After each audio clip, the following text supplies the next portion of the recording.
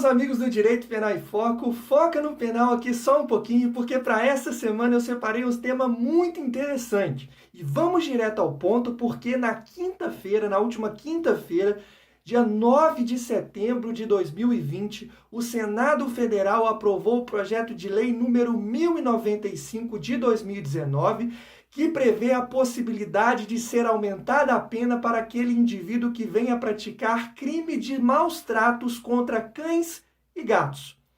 Como o projeto já havia sido aprovado pela Câmara dos Deputados no ano passado, em 2019, e agora com essa aprovação pelo Senado Federal, ele foi encaminhado para a sanção presidencial e, caso o presidente da República sancione e aprove o projeto, ele passa a valer no Brasil.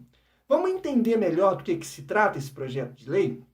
Então, basicamente, nós temos no Brasil uma lei de crimes ambientais e no artigo 32 dessa lei de crimes ambientais, nós temos prevista a conduta daquele indivíduo que pratica atos de abuso, de maus tratos, que fere ou mutila animais silvestres, domésticos, nativos ou exóticos.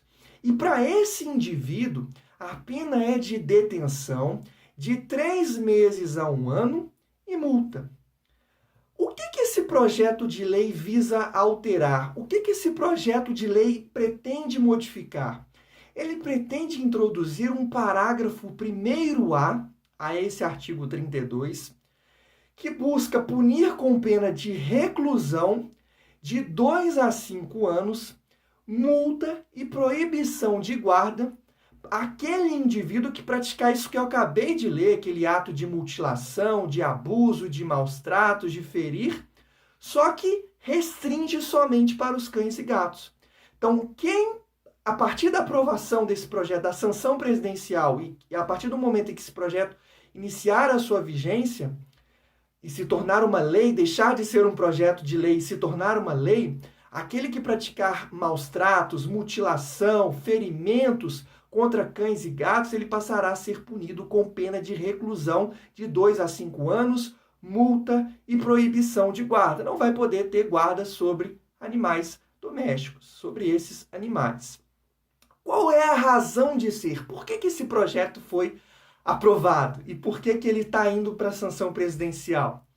A justificativa é que, embora o artigo 32 da Lei dos Crimes Ambientais busque proteger a violência animal, contra os animais, melhor dizendo, esse tipo de violência é mais comum contra cães e gatos, porque são aí a maioria nos lares brasileiros.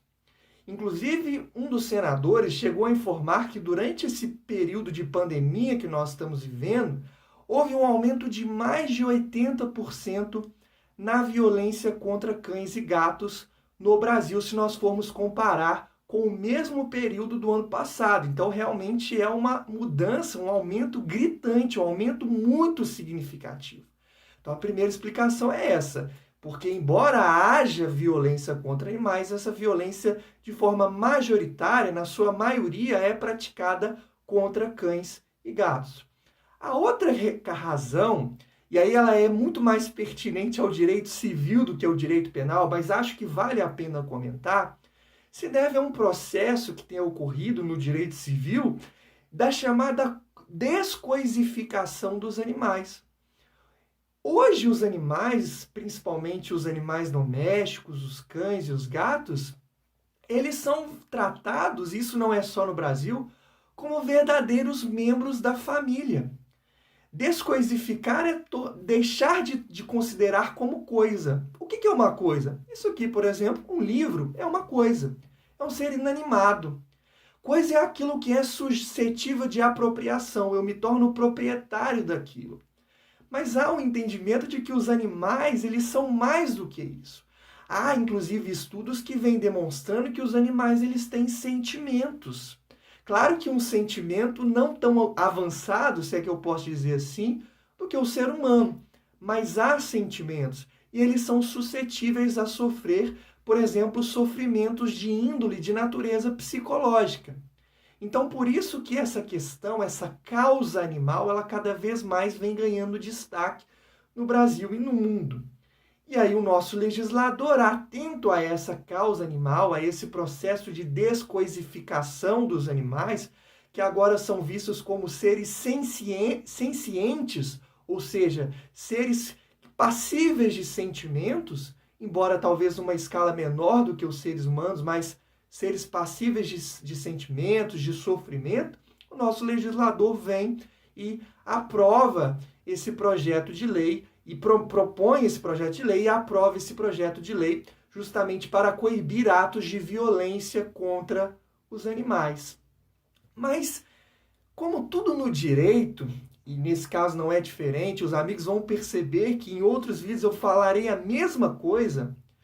Esse projeto de lei, essa aprovação, ela já tem recebido críticas. A primeira delas diz respeito à sua desproporcionalidade. Vamos entender melhor.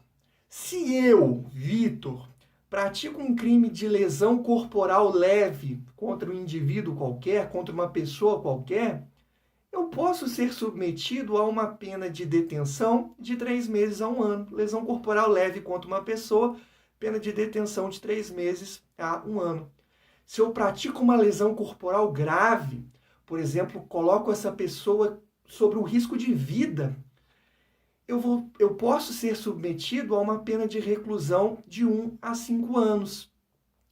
Se eu pratico um crime de lesão corporal contra um membro da minha família, por exemplo, contra a minha mãe, contra o meu pai, contra o meu irmão, se eu prevaleço das minhas relações domésticas, de coabitação, de hospitalidade para praticar um crime de lesão corporal contra uma pessoa, eu posso ser submetido a uma pena de detenção de 3 meses a 3 anos. Então a crítica que se faz é, poxa vida, punir a violência animal contra os animais é sim uma causa legítima, mas será que é legítimo impor a essa violência uma pena maior do que a pena imposta para aquele indivíduo que agride um ser humano? Quando eu digo que a pena é punível com reclusão, a principal diferença entre a reclusão e a detenção é a gravidade. A reclusão ela é voltada para infrações penais mais graves. É passível aqui que o regime inicial de cumprimento de pena seja o fechado, que é aquele em estabelecimentos prisionais de segurança máxima e média. Já a detenção, o regime inicial, ele seria apenas o semiaberto ou aberto. Então, enquanto na reclusão, regime inicial pode ser fechado, semiaberto e aberto, na detenção nós só temos a possibilidade do regime inicial ser o semiaberto ou o aberto. Então, percebam que na reclusão há uma gravidade muito maior. O que se critica é justamente isso, essa gravidade. Eles estão entendendo, alguns autores, que há uma desproporcionalidade, um excesso de um rigor penal muito grande. E a crítica que se faz nesse sentido, embora, volto a dizer, seja muito legítima essa causa animal, é de que será mesmo que a gente precisa de novas leis? Ou será que a gente só precisa cumprir as leis que já existem?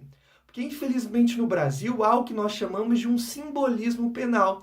O legislador vai e aprova um projeto de lei, mas não muda nada, afinal de contas. Porque a cultura da transgressão, da violência, continua a mesma. E não há uma atuação do Estado, dos nossos governantes, mais efetiva no intuito de coibir essas práticas violentas não só contra os animais, contra os seres humanos, enfim.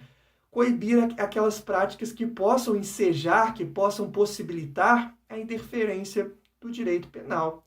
Então, só para resumir, as críticas que são feitas a esse projeto de lei, esse projeto de lei que vai provavelmente se tornar uma lei, muito provavelmente a tendência é que o presidente da República aprove, é justamente isso, desproporcional, porque se eu agrido uma pessoa, posso ser submetido a uma pena muito menor do que aquele indivíduo que pratica ato de maus tratos contra os animais, principalmente cães e gatos, aqui nesse caso. E também esse simbolismo, porque será que nós precisamos de novas leis ou será que nós precisamos cumprir as leis que já existem? Deixe, inclusive, a sua opinião aqui nos comentários, estou curioso para saber o que você pensa sobre isso. Se você gostou desse vídeo, curta, compartilhe nas suas redes sociais e, como eu já falei, comenta aqui embaixo que eu estou muito curioso para saber a sua opinião sobre o tema, que é bastante polêmica. Muito obrigado!